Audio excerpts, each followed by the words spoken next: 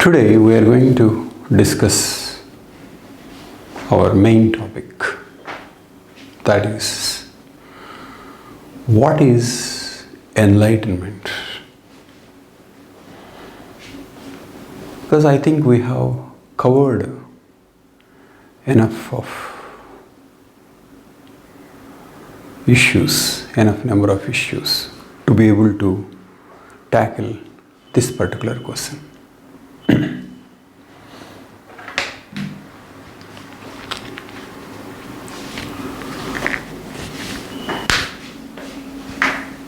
This is self-consciousness. This is mind.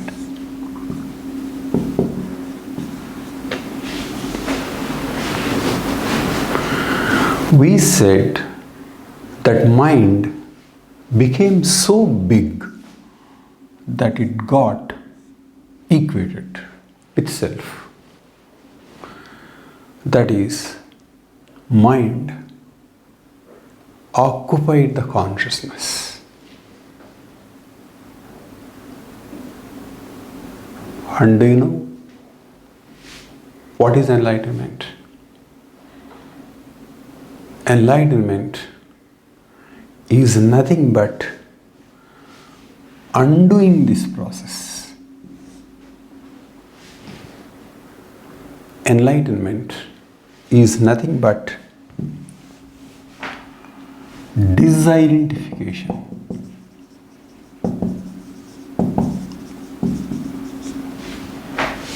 of consciousness with mind. I have been working on this issue for many years. I have always said some enlightenment, something to do this with that, to do with that, with this.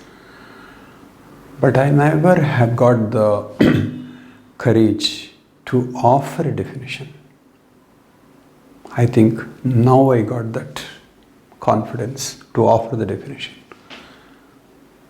To put it again, to summarize, enlightenment is disidentification of consciousness with mind.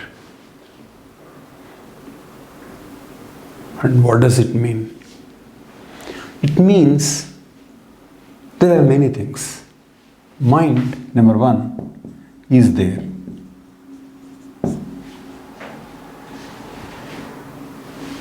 Maybe we'll see what it is not. Mind is there. Thinking is there.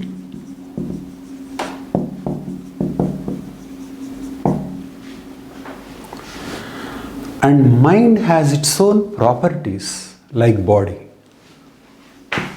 Fears, hopes, dreams are there.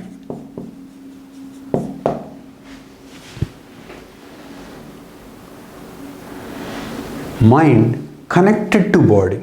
So, instincts, sex, aggression,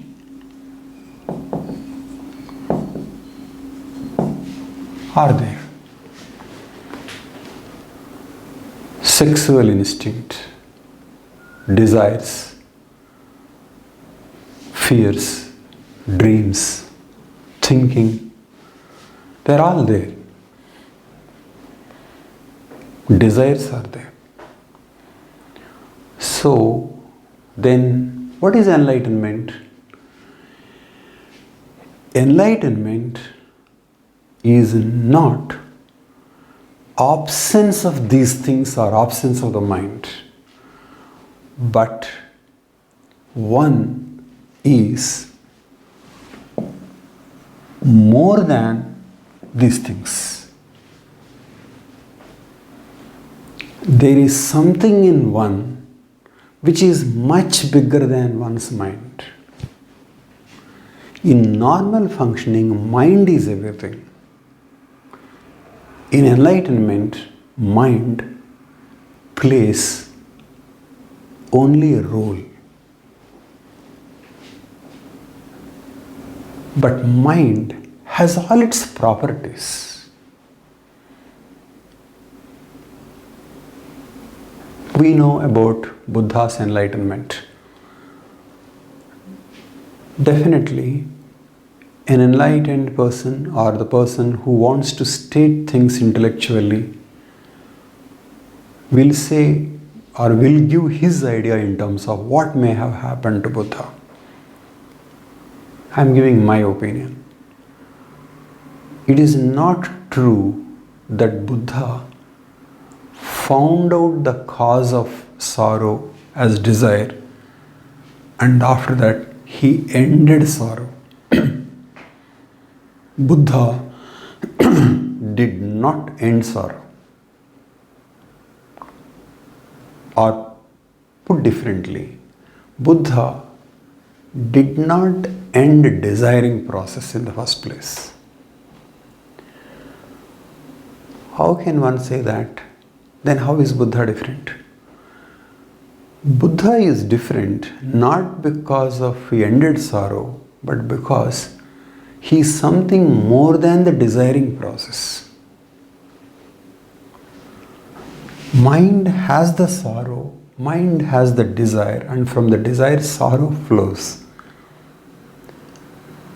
But what Buddha is that Buddha witnesses this entire process. So, witnessing emerges. You can call it impersonal consciousness. Impersonal consciousness. I was using self for this. Witnessing impersonal consciousness or consciousness which watches the mind, all its troubles, turmoils, its insults, dreams, wounds. So, its role gets shrunk.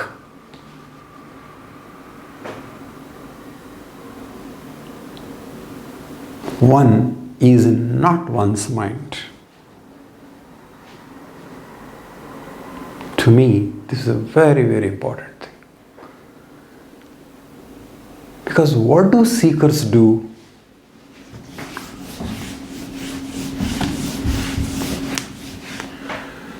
What seekers do is, I would say 99.99 plus.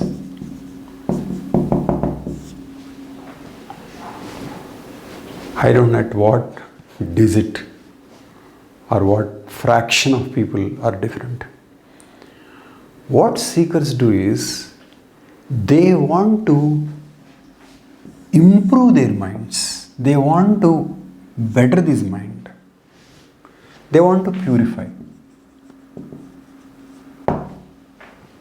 No sexual thoughts, no desires, no aggression, no anger. It doesn't work.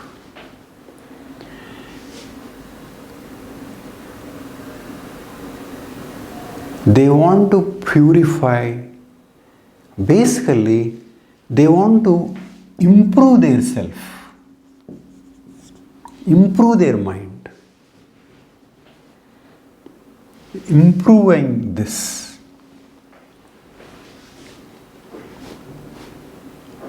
Okay, now we can be liberal and use different set of words. What I am calling mind, some people might say self. So to put in the words of self, seekers want to improve their self. Seekers want to purify, want to better people. There is nothing like betterment. Blood is red. No matter what your sadhana is. So like body has certain properties, mind has certain properties. Mind has memory which it carried from bacteria times. There are reasons why it gets hurt, why it has fears, why it has dreams, why it takes things so personally, wants to take revenge, wants to defend. So mind has its properties, the accumulated memories. What a seeker should do is not to improve self, but be away from self. This is. Please note, I am using the word self differently now. In fact, this is how many people use the word self. Not this. They will say this is self and this is pure consciousness.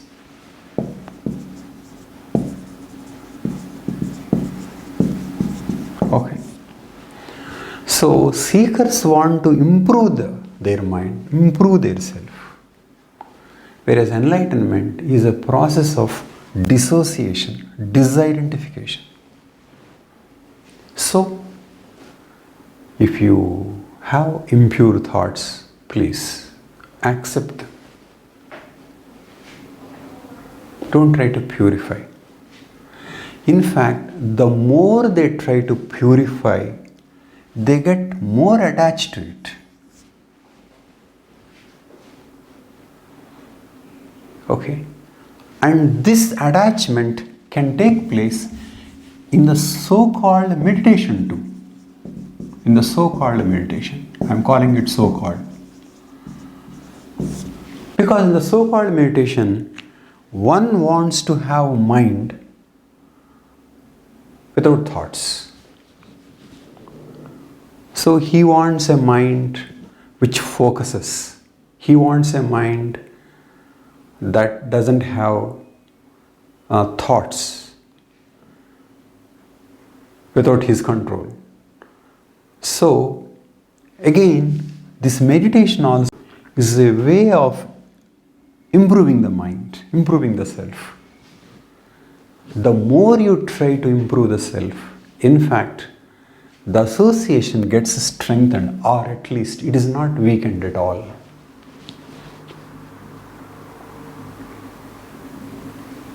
Mind chatters, that is its nature. Don't try to bring silence to mind. Mind has sexual, aggressive instincts. That is its nature. Because we have seen, mind is so intrinsically connected to body, and body has certain needs, and both body and mind, brain all together are going by memories accumulated over millions of years.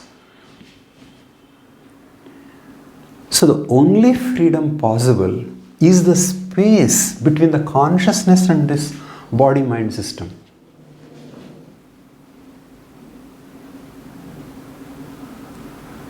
Okay. So, seeker's effort to improve self is misplaced. Seeker can only make an effort to distance himself from self, not improve it. But by what process that distance may be improved, that is an issue. Definitely, meditation should be concerned with that issue of how can distance be maintained and how can one realize and live by the consciousness not attached and not identified with mind, body. Okay. So, the crucial thing is disidentification. Now let us look at what happens to thought process in this.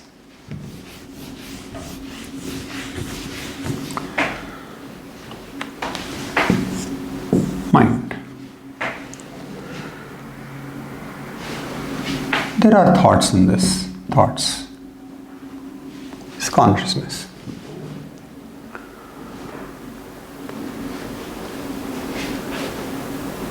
Some people report silence, some people report thoughtlessness. That is supposed to be one of the very important features of enlightenment.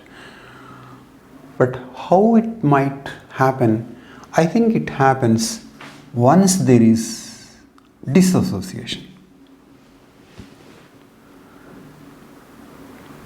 What is the link? Suppose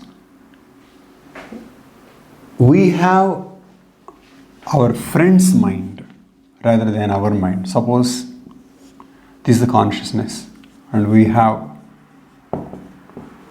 friend's mind instead of our mind. So this mind has certain thoughts, desires, but will you keep thinking about it? For example, will you keep dreaming about your friend's dreams? No. Will you be worried about your friend's worries? No. But because he is a friend, you may help him in realizing certain dreams.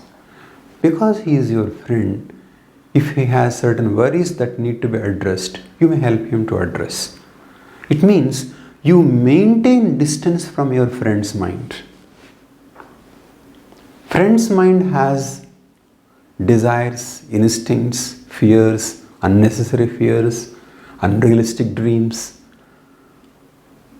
So what you do is you judge and act on some of them. And you don't go for a vicarious living of his desires. I think so. What that leads to is that you are not thinking much because you are not vicariously satisfying your friend's desires. So that is how silence comes. Because thinking is nothing but vicariously fulfilling the dreams. So basically, enlightenment is a process where you have a healthy, reflexive relationship with your mind. Mind has pleasures, but healthy relationship means not getting attached. And healthy relationship means knowing that the pleasure won't stay forever. Mind will have pain. Healthy relationship means accepting it, waiting that it may go after some time, and linking that the pleasure and pain are interlinked process.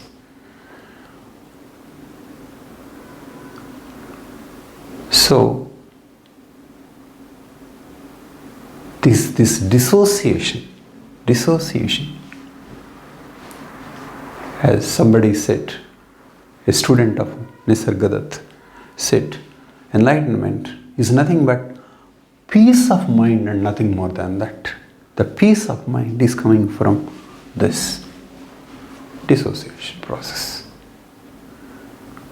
Okay. So, how do we bring about this dissociation? The better word, of course, is not dissociation, but disidentification. They are not dissociated, but rather disidentified. So, how do we bring about this disidentification?